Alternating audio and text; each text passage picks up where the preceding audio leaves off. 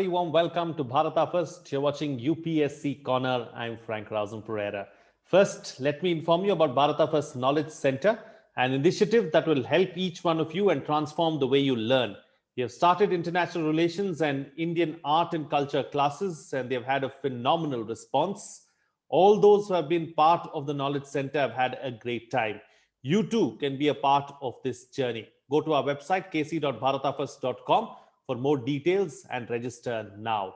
We will offer you the limited period early bird discounts only for a few more days, so take full advantage of it. Bharata First Knowledge Center will change the way you learn. It's like something you've never experienced. Be a part of this incredible journey today. Go to kc.bharatafirst.com and register now. Since you're here, I would like to thank you for your continued support. For those of you who haven't already subscribed, please like the video, subscribe, hit the bell icon, and then all notifications. Do subscribe to our newsletter as well to get some incisive content. The Bharata First team runs a daily big picture quiz. Please participate by going through the description in big picture videos. Now, here are the UPI IDs for those of you who would like to come forward and contribute. A small contribution that you make will be a giant leap for us to keep bringing you this content. We are also considering ads and sponsorships. You can reach out to us at marketing@bharatafirst.com. All this information, along with some must-see recommendations, are in the description of the video. Please go through it. Well then, I have a special guest on the program today, someone whom I first met on the sets of Rajya Sabha TV a few years ago, and who is now a friend, mentor, and guide. Very strong economic credentials. He has held several important positions in his career. A retired Indian Administrative Services officer, he has served in the Prime Minister's Economic Advisory Council and also as India's ambassador at the WTO. It is a pleasure to welcome on UPSC Corner, Mr. Jayant Dasgupta. Mr. Dasgupta, welcome. Thank you. So, it's been an illustrious career, a long career, a very fruitful one as well. Let's take you back down memory lane and talk about how it all started. Where did this idea come from to think of a career in civil services? I think it was in college that I did my college education from Patna. And there, of course, there was a very strong culture of joining the civil services. And if you recall to people who were doing a BSc or an MSc or MA were rather limited. One could either join the civil service or a nationalized bank or opt for a. And these were more or less quite straight-jacketed careers, apart from the management one, of course. Now, I mulled over this whole thing when I was in my master's degree. And I found that I was perhaps not going to be very happy in the private sector or doing things which would put me. I love interacting with people, talking to them, and doing something for them. I was involved in various activities in college as well. So that was, I think, quite a simple progression from there to preparing for the civil services examination. And I think I made the right choice at that point of time. Absolutely. So, talking about right choices, talking about, how life has turned out, also, there would have been several decisions, several choices that you would have had to take in your career as a bureaucrat itself. What were some of the most challenging aspects of the job? What were some of the big decisions that you took, Mr. Dasgupta? One is only a small cog in the wheel, part of the system. And there are so many people who have a say in what the ultimate decision is going to be. So you take decisions at your level and subdivisional officer from where you start your career in the IAS, or you retire as something like a secretary to the government of India or equivalent post in the state government. There is always, for instance, the political executive who would be there. And then the legal framework, the Constitution of India, there are limits to what you can do. There are choices which are open to you to adopt and to pursue. So I think in that perspective, uh, I wouldn't say that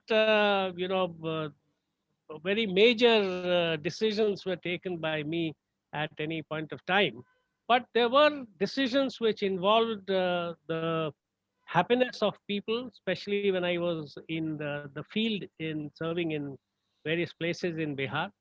In the secretariat, for instance, when I was posted in the Ministry of Textiles as a deputy secretary, then later on as a director, there were issues related to exports, and we were all trying to, if you recall, the early 90s, soon after the liberalization decisions were taken, we were all tasked to further liberalize, to uh, remove all the bottlenecks in the economy in whichever sector we were serving in, and to push our export effort to the maximum, because it was very important for us at that point of time to get as much foreign exchange. Even now it is so, as much foreign exchange as possible. But in those days, our stock markets, for one, were not as buoyant as they are in terms of the foreign portfolio investments that we are attracting and getting foreign exchange from. So things were very promising. There were a lot of challenges, and as part of the system, I worked there, and we had this uh, limitation on improving or increasing our exports, because we were under a quota in most of the major countries. For instance, the US had us under a quota, the Europeans had us under a quota, the Canadians, the Japanese, and so on and so forth. So uh, our strength lay in basically cotton-based fabrics and garments. And if you recall, in those days, we had this problem that the garments industry was in the small scale sector. So there were limits to expansion. There were various kinds of obligations that a garment export manufacturer had to take on if he expanded beyond the small scale industry limits. But that took a long time to get removed. Then there was a shortage of capital goods to improve. So all those things, there were challenges, there were solutions which were possible. Some solutions were practical solutions, considering the constraints that we were going through. So one chose, and one had the benefit of wisdom from the senior officials in the ministry, from the finance ministry, from the planning commission. It used to be a very important source of information and of advice in those days. So all told, I think this was one of the things which I enjoyed very much, the stint of 5 years that I put in the Ministry of Textiles. But before that, I would be remiss in if I did not mention the very satisfying stints that I did in field postings in Bihar. In those days, we had an undivided state. So I served in Ranchi in the Urban Development Authority, which used to be known as the Ranchi Regional Development Authority. So we had to do the planning, the projection and the planning for urban development in Ranchi. And then we also had to provide for various kinds of infrastructure, like, for instance, good roads, in fact, connector roads, which were not under the PWD or the corporation, the municipal corporation. In fact, I was also in charge of the municipal corporation at that point of time. And there were problems relating to the municipal corporation because getting the garbage removed, getting adequate hands to do that, and the money, because revenues were not very high. So it was all a problem. And one had to find solutions, one had to work not only in solving routine issues, problems, but also look towards the future and plan for the future. That is something which I loved very much. And before that, if I take one step backwards, I also served in some of the districts in North Bihar.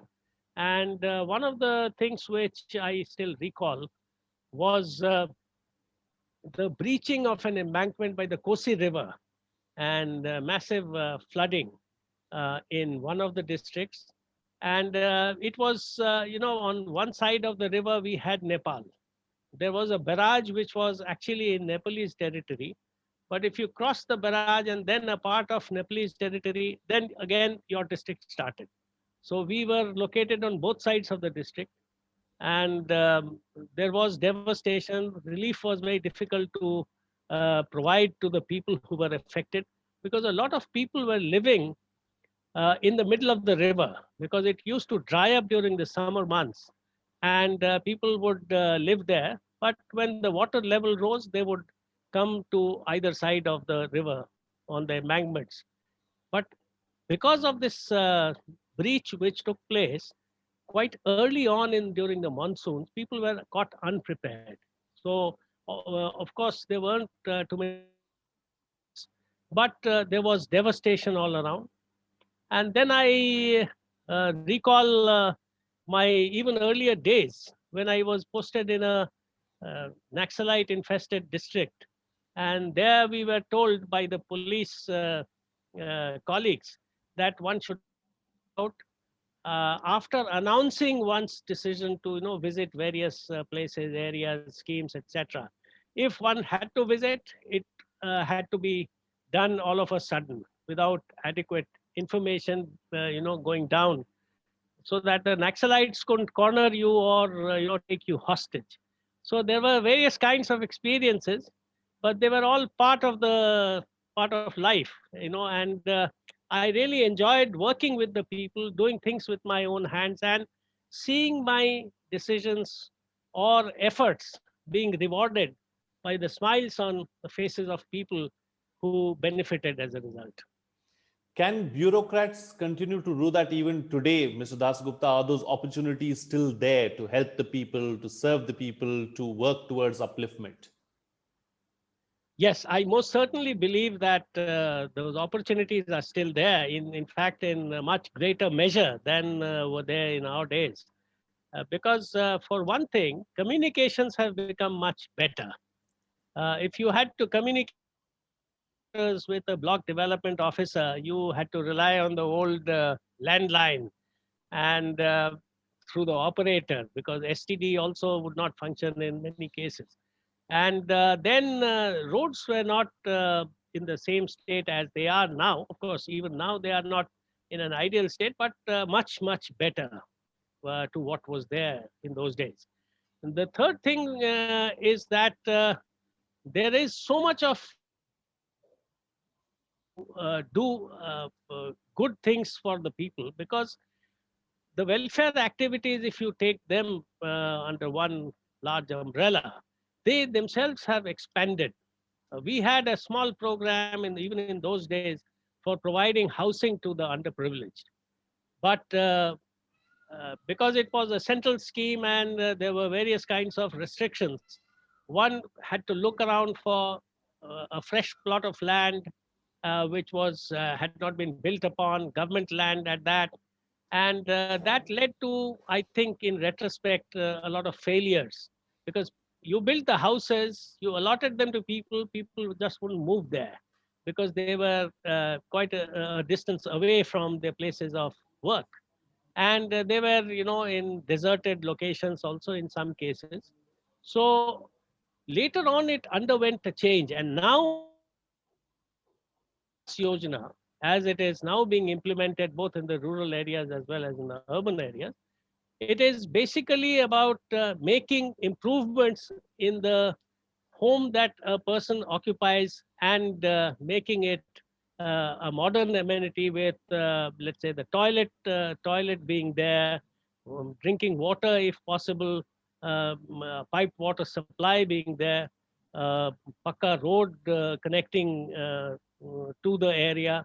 So all these things have changed, and I think the kind of benefits that are there to share with the people, to provide to the people, have expanded very much in keeping in pace the development and the resource position of the government. So the opportunity to do good to the people, to serve the people in a much better way, I think has become much easier now, and much more varied and much more diverse than it used to be in our days. Absolutely. Mr. Dasgupta, what are some of the limitations of the job? What are some rules, some regulations that you're bound by, some red lines that you can't cross, and some things that you just can't do? The first thing I think is that as a civil servant, of course, opinions differ on this, but I have always believed in that, that you have to remain anonymous. It is the program, the scheme, the government which takes precedence over everything else.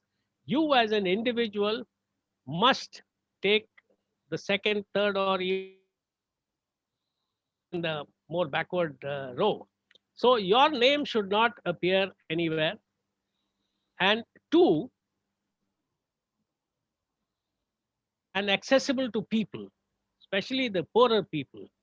Because what happens is that when one is posted in the field, there would be influential people with money, with political power, and who would have easy access to officers. But it is the most difficult thing for a poor person to approach you straight away without going through an intermediary and then posing their problems to you. So that access is something which you need to provide, and how you do it is one of the challenges that we face in the field. The other thing which I think one needs to remember is that what everybody is bound by the law, by the constitution. So there may be requests made to an officer to step beyond or to use his or her discretion in a manner benefiting a group of people or an individual. And that is something which you must always weigh, whether it is, if the pressure had not been brought to bear on you, would you have taken that decision? Is it something which will benefit a larger community, the larger interest of the community? Or is it only related to benefiting a particular individual or a small group of people? So these are the kind of things which will always be there whenever you are in a situation where the supply is far less and there are resources which are scarce, whether it is money, it is land, it is licenses. Even now we have, for instance, licenses of various kinds. And this is the third issue which I think you have to bear in mind. And finally, your interactions with politicians. Politicians will have, most of them will have an ear close to the ground. So they will have very detailed information of what is exactly happening on the ground in their jurisdictions. For instance, in the administration, you will hear much less about it than you will from the politicians. Then the schemes, you'll get to know about it. Then the people's reaction to what is getting implemented and whether they would accept it or not. So all these things you have to have a very open channel of communication with politicians of all hues. Though you may not, you have to keep apart your likes and dislikes on a personal level from the politician. The politician may attack you in a meeting, in a formal meeting or informal meeting. They may criticize you in rather harsh words, but that has to be, set aside, and you have to uh, deal with them on an objective level. What is the message that they are conveying? What is it that is of use for you as an input? And what is it that can improve the functioning of the governance system that you are in charge of? So that is another challenge or limitation on you, that you have to shed your likes, dislikes, your ego to a certain extent when you are acting as a public official. And point is about finances. You may think of something which would provide huge benefits to a large community, but you are bound by the discipline of the government, finance department of the state government, finance ministry here. There are various ways of getting schemes through and getting financing for that. So that discipline is something which many of the younger colleagues forget in the earlier days, in their younger days, and then they sometimes unfortunately have to suffer as a consequence, having violated various kinds of financial restrictions. So these are some of the things which I think one needs to bear in mind. Mr. Dasgupta, we spoke about limitations, we spoke about challenges, opportunities, and experience. Let's talk about what has been the most interesting part of the job. I must say that, all these 30 odd years that I put in the service have been extremely interesting. Every position that I occupied had something new to offer, something new to learn, because in every position, you have to learn for the first 4 to 6 months. Even if you are a district magistrate in one district, then you go to another district 4 to 6 months. And then you start contributing, planning and contributing. And then by the time you have you have carried to fruition some of the schemes which your predecessors started, it is time for you to bid goodbye and move to some other position. So that is constant in your career. Now, if you look at, something which has been of the greatest satisfaction, it would perhaps be something which is either very recent or which affected a large number of people directly, and you could see the reactions on their faces, and you could feel that you had done your duty to serve them. So some of my experiences, of course, the most recent ones, I think I was very happy with in the WTO when I was India's ambassador. Before that, when I was joint secretary in the Department of Commerce, I was dealing with various sectors, for instance, chemicals, allied products, then uh, uh, leather, sports goods, a whole host of products. And they had their own export promotion council. So one tried to do as much as possible to remove the bottlenecks, to an energy on the export effort rather than on negotiating through the maze of red tape. The other challenge was about the infrastructure, which especially the infrastructure on the land borders that we have with Bangladesh, with Nepal. Uh, these are the two major countries. Of course, Myanmar was a very small part of that. And China also, we had two places where we had to build up the mm, infrastructure for direct trade. Now, these were extremely satisfying because these were inadequate. There was a great demand from the public for ramping up the facilities at these places. And it led to, subsequently, as uh, time passed, we could see the benefits which these kind of things provided to people on both sides. As ambassador, I think the thing which gave me the most satisfaction was in the negotiations, one could put across points that India required and to convince the other countries that this was not only something which would be of great benefit to India, but to many other developing countries. So, to building coalitions of like minded countries, some of them could be developed countries as well on issues. Most of them, these coalitions were developing country coalitions. And for instance, we could achieve the trade facilitation agreement, which is the only agreement which has been sewn up since the constitution of the WTO in 1995. So it's been 26 years, and that is the only agreement which is a multilateral agreement. And I am proud of my contribution there as a representative of the government of India, because we could articulate the positions that and persuading people, members of other delegations, other countries, building up coalitions and getting most of what we wanted. So that was one. The second issue was about this public stock holding of food.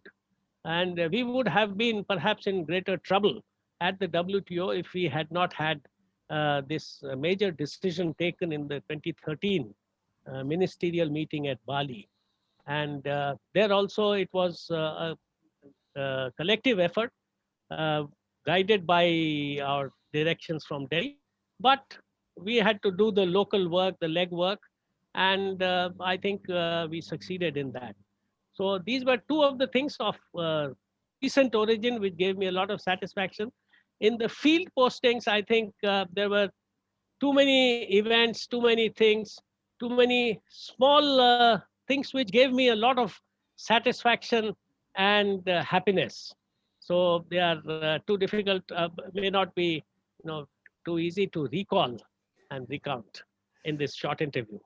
So it has been a satisfying, fruitful, and an interesting experience of over 30 years. And I clearly get it that you would do this all over again if you are given another chance. So Dasgupta, before I let you go, any words of wisdom, words of advice that you would like to give youngsters who would like to follow in your footsteps?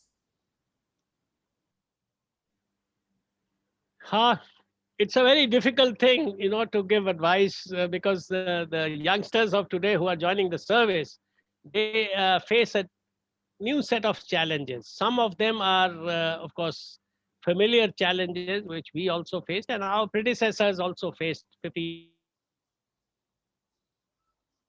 One of the challenges is about technology, and that one has to master, and one must use technology for the benefit of the people. So that is something which is one word of advice I would like to give to people. The second point is that you must constantly try to upgrade your skills, including your theoretical knowledge, uh, whether it is in the field of, let's say, um, economics, it is in the field of rural development, it is in the field of urban development. You must choose an area where you find that you can get the maximum satisfaction maybe 15 years or 20 years.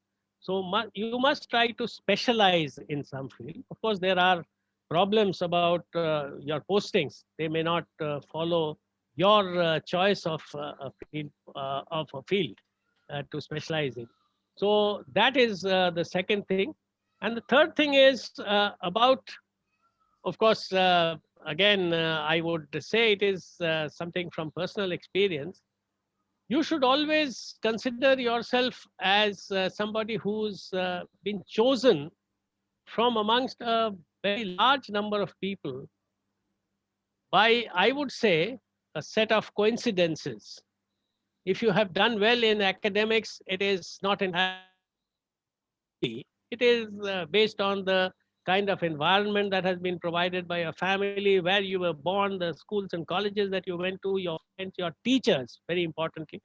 So all those things have counted towards your uh, success in the civil services examination, and you should not think that you are, something special, really. Apart from the fact that you are special because a special privilege has been bestowed upon the people of India. So that, I think, should be uppermost in one's mind. And lastly, the more you can subjugate your ego, and think only of the objectives of the final destination for all your efforts, that is going to be of immense benefit to keep you, to help you in maintaining focus and to put in more and more effort in your work. Absolutely. Thank you, Mr. Dasgupta, for those Thank you. words of wisdom and for those, lovely anecdotes, as well as sharing your experience and everything that you've gone through as far as being a bureaucrat is concerned. Wonderful hearing your story and listening to your experiences as well. Thank you. Thank you. And before I go, let me once again inform you about Bharata First Knowledge Center, an initiative that will help each one of you and transform the way you learn. We have started international relations and Indian art and culture classes, and they have had a phenomenal response. All those who have been a part of the Knowledge Center have had a great time. You too can be a part of this journey. Go to our website, kc.bharatafirst.com, for more details and register now. We will offer you the limited period early bird discounts only for a few more days, so take full advantage of it. Bharata First Knowledge Center will change the way you learn. It's like something you've never experienced. Be a part of this incredible journey today. Go to kc.bharatafirst.com and register now. Well, since you're here, I would like to thank you for your continued support.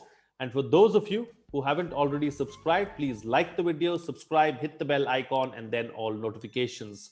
Do subscribe to our newsletter as well to get some incisive content. The Bharata First team runs a daily big picture quiz. Please do participate by going through the description in big picture videos.